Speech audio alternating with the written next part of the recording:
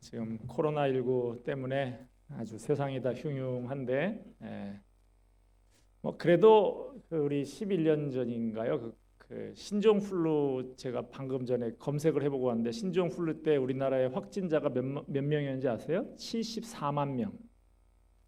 사망자만 263명. 그때에 비하면 지금 1000분의 1도 안 됩니다. 너무 두려워 떨 필요는 없으실 것 같고 손위생 잘 하시고 마스크 쓰실 거 쓰시고 그렇게 하시면 큰 문제가 없을 줄로 압니다. 이왕 나오셨으니까 말씀에 집중하셔서 은혜 받으시기를 바랍니다.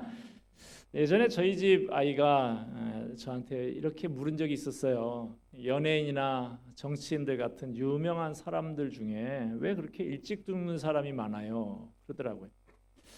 실제로 여러 가지 이유로 요절한 유명 인사들이 많은 게 사실이죠. 제가 이렇게 답변을 했습니다. 그 사람들은 뜨는데 목숨을 걸어서 그래. 뜨지 못한 사람들은 한번 떠보려고 목숨을 걸고, 뜬 사람들은 그 뜬 것을 유지하려고 목숨을 걸어. 한마디로 뜨는 것 때문에 일찍 죽는 거야. 제가 그렇게 얘기해 준 적이 있어요.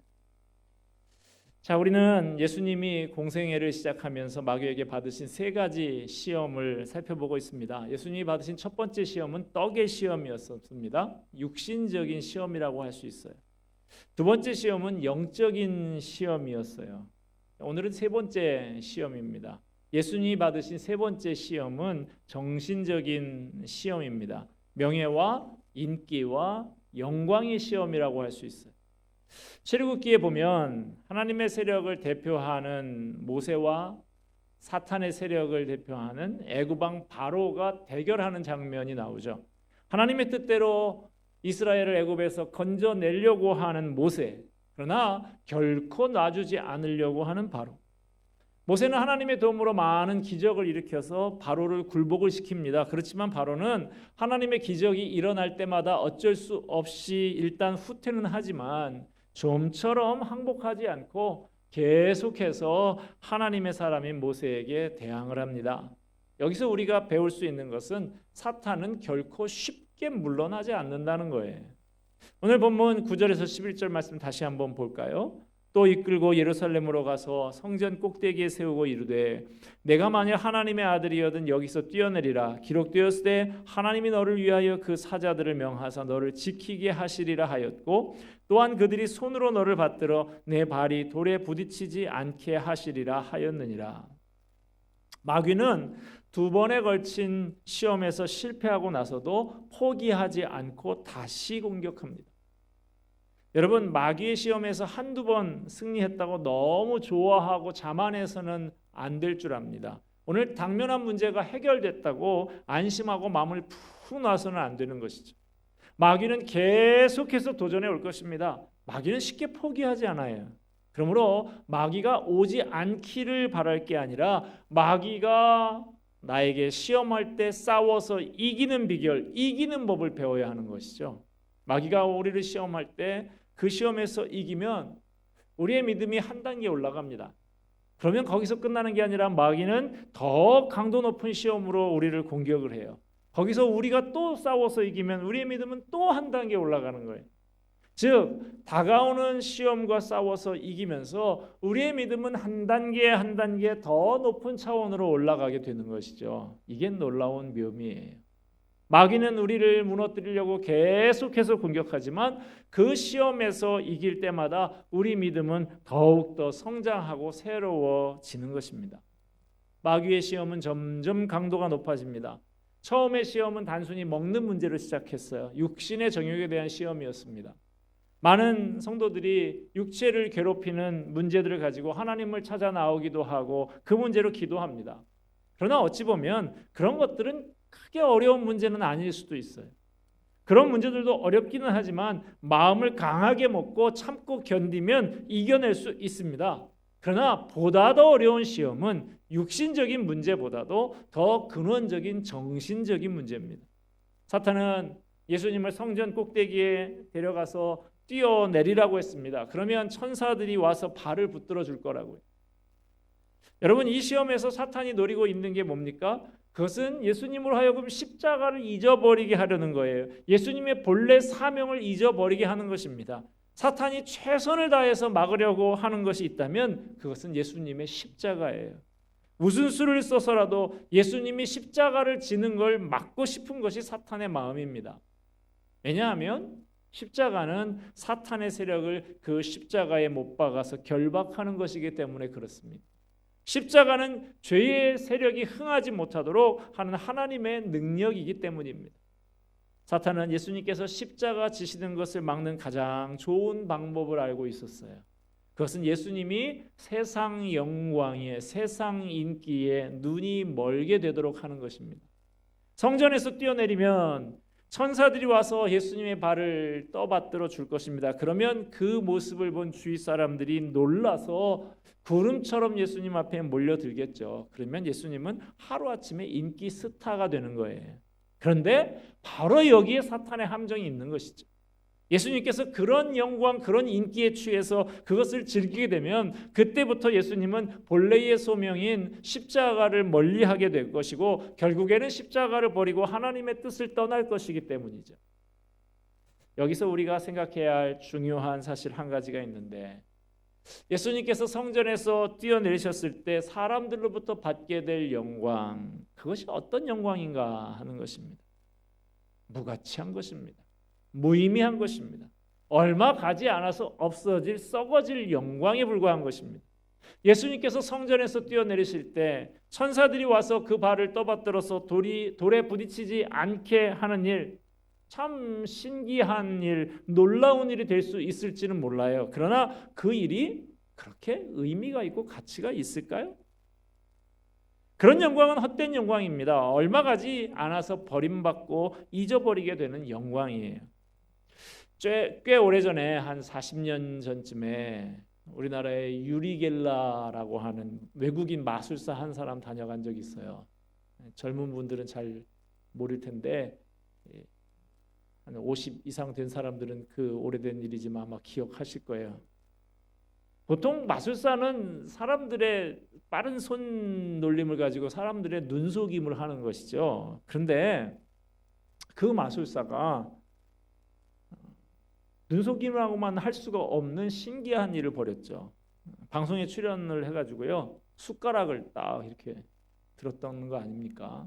그리고 자기 혼자 하는 게 아니라 이 방송을 보는 여러분들도 다 한번 해보십시오 이렇게 했어요. 정확히 기억은 안 납니다만은 뭐 그냥 이렇게 막 이렇게 휜 건 아니고 손가락으로 몇 번 이렇게 문지르고 이렇게 휘어져라 그러면 숟가락이 휘어질 거라고. 자, 그렇게 하는데 방송에 그 보는 숟가락이 막 휘어지는 게 보였어요. 방송을 따라서 한 사람들은 어땠을까요? 기억하시는 분 계시죠? 기억 못 하시는구나. 전국 곳곳에서 그 방송 보면서 따라서 했는데 숟가락이 막 휘어졌다고요. 실제로. 우리 집에서도 휘어졌던가 하여튼 기억은 못 하겠는데, 그런데 어느 집사 부부가 텔레비전을 보면서 그 사람이 시키는 대로 숟가락 들고 기합을 딱 줬더니 그 집에서도 숟가락이 구부러진 거예요. 그 집사가 이 구부러진 이 증거물을 가지고 목사님한테 찾아왔답니다. 찾아와서 도대체 목사님, 이 일에 대해서 어떻게 우리는 받아들여야 하는 겁니까? 그 질문을 받은 목사님이 집사님한테 그렇게 대답을 했대요. 집사님, 이 세상에는 신기한 일이 일어나기는 합니다. 그런데 신기하기는 해도 쓸데없는 일도 많아요. 그 숟가락이 구부러져 가지고 이 나라의 경제에 도움이 됩니까? 우리 가정에 보탬이 됩니까? 쓸데없는 거예요. 그렇게 말을 하는데도, 목사님이 그렇게 말씀하시는데도 그 집사는 이 구부러진 숟가락을 숟가락통에다가 잘 보관을 해놨다고 그러더래요. 그래가지고 목사님이 그 집사에게 이렇게 말을 했답니다. 그 통 위에다가 이렇게 써 붙여놓으라고, 쓸데없는 일. 사람들은 신기한 일이 벌어지면 무조건 의미 있고 가치 있는 일이라고 믿는 경향이 있습니다. 그러나 신기한 일을 하고 의미 있고 가치 있는 일은 완전히 다른 것이죠. 성전에서 뛰어내려서 천사가 예수님의 발을 떠받드는 일, 신기한 일은 될 수 있을지 몰라요. 그러나 그것이 의미 있고 가치 있는 일이라고는 할 수 없는 것이죠. 사탄은 지금 예수님을 쓸데없는 마술이나 버리는 마술사 정도로 전락시키려고 하는 것입니다. 사탄이 노리고 있는 게 뭡니까? 사람들 사이에서 인정받고 인기를 얻고 추앙받는 거예요. 그것이 다 헛된 영화, 헛된 명예입니다.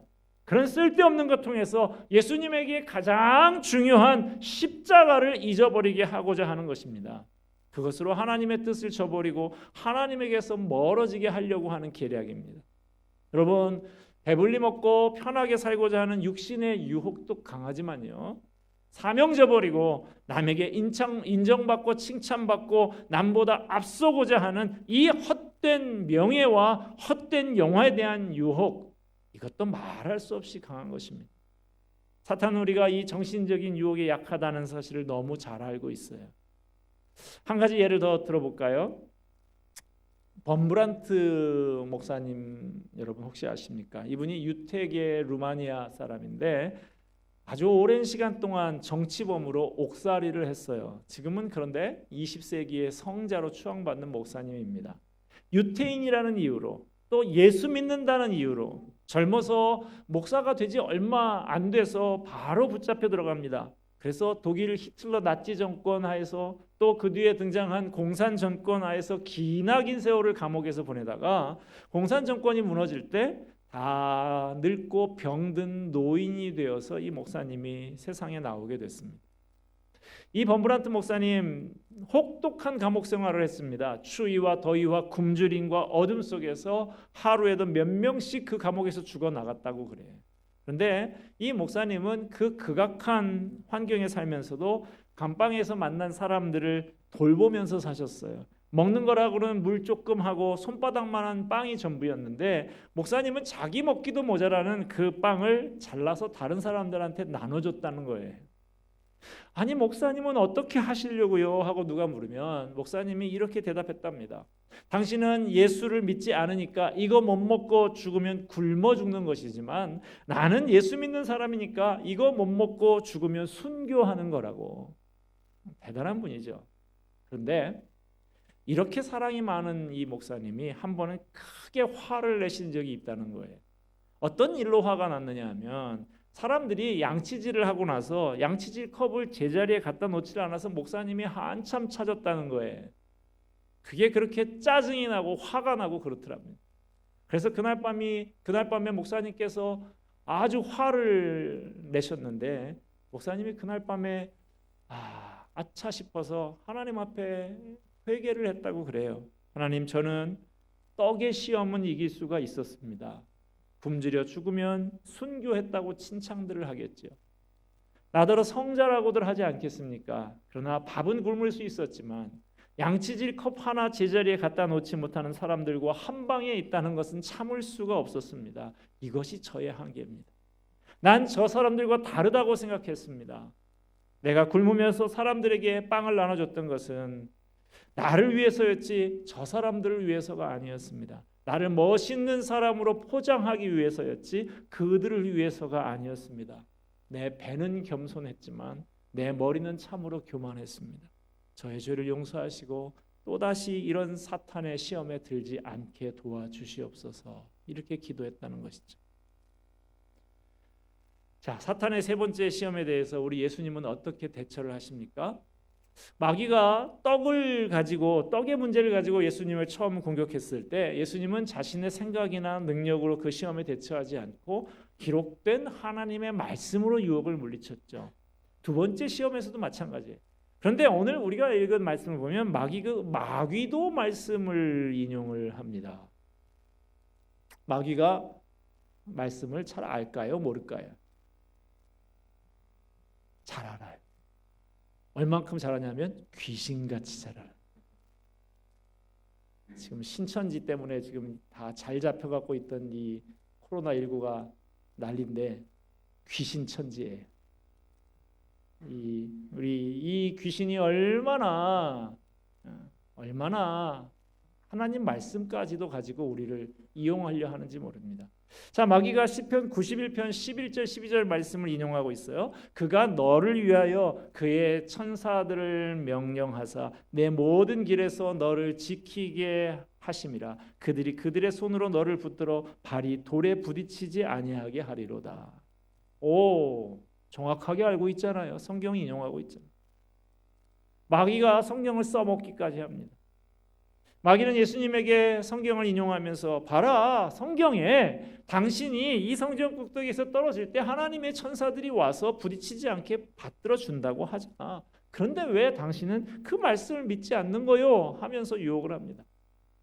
마귀는 예수님의 명예심을 자극한 거예요. 뜨고 싶은 마음, 인기를 얻고자 하는 마음을 충동질하고 있는 것입니다. 당신이 떨어질 때 그 천사들이 떠받드는 그 장면을 사람들이 목격하면 그 순간에 당신은 고생 끝 행복 시작이야. 아, 얼마나 멋지고 감동적이냐. 딱 한 번만 그렇게 하면 된다. 이게 바로 마귀가 예수님을 넘어뜨리려고 파놓은 함정이었어요. 사람들은 이런 유혹에 쉽게 넘어갑니다. 그런데 예수님은 이걸 다 알고 거절한 거예요. 물론 예수님도 기적을 일으키신 적이 많이 있지요. 그러나 예수님은 결코 대중적인 인기나 사람들에게 인정받기 위해서 기적을 일으키시지는 않으셨습니다. 죄악으로 고통하며 신음하는 사람들에게 하나님 나라의 구원을 선포하기 위해서 사용하셨을 뿐이죠. 예수님은 기적을 일으키신 다음에 그 기적을 체험한 사람에게 나가서 다른 사람들에게 말하지 말라고 하신 경우가 많아요. 예수님의 기적은 이렇듯 인기를 얻으려고 하신 것이 아니었습니다. 예수님께서는 그러면 마귀의 시험에 대해서 어떻게 대처하고 계십니까? 12절 말씀 보세요. 예수께서 대답하여 이르시되 주 너의 하나님을 시험하지 말라 하였느니라.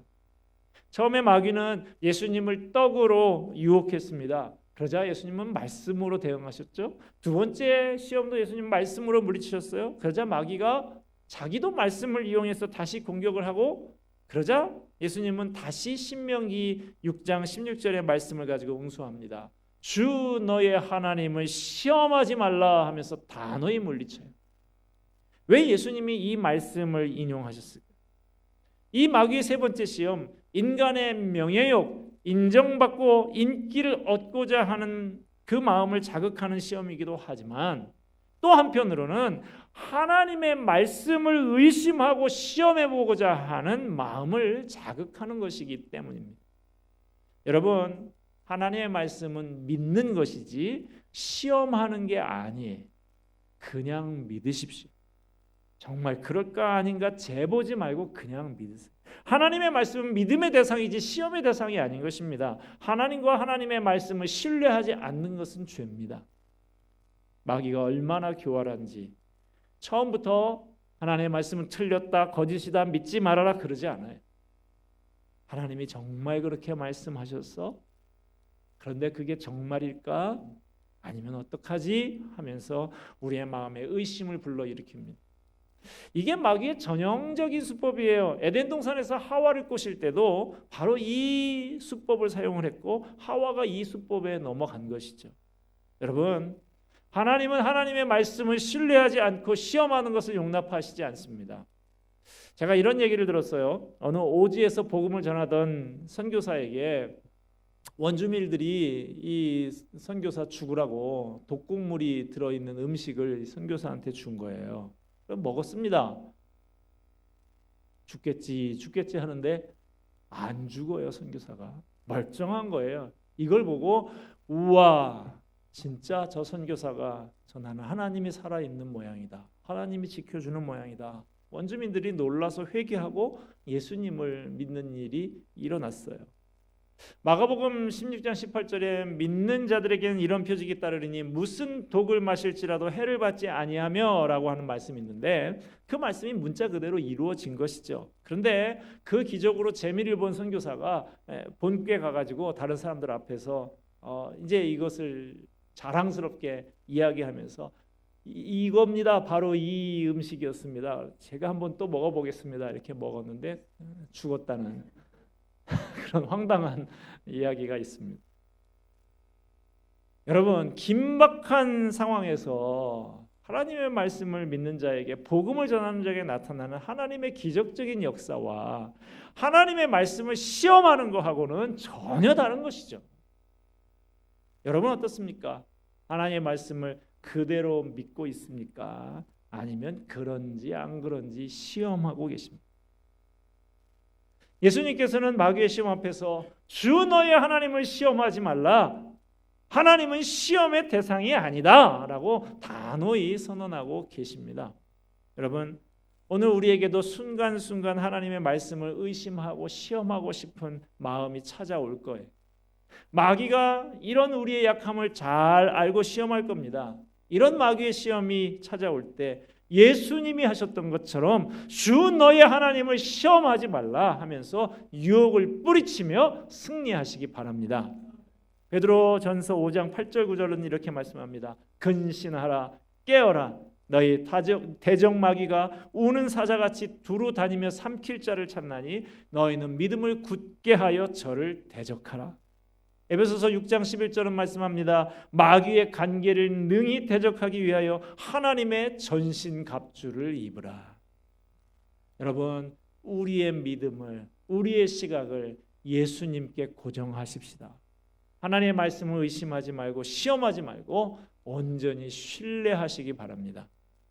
이 세상에 믿을 게 없어요. 신천지가 지금 우리는 아니다 어쩌다 그러는데, 제가 전에 한번 얘기했잖아요. 이단도 종류가 여러 가지예요. 저질 이단도 있고 신천지는 악질 이단이거든. 아주 거짓말을 공공연하게 가르치고 있는 이 사람들이기 때문에 참 그래서 불안한 것이죠. 여러분, 정치하는 사람들 믿으시겠습니까? 이제 선거철 며칠 남지 않았는데 장밋빛 공약이 얼마나 많이 나옵니까? 선거철만 되면. 그런데 얼마 지나지도 않아서 한다는 말이, 아니 공약대로 다 지키면 나라가 거덜난다고 하는 사람들, 그 사람들 말을 믿습니까?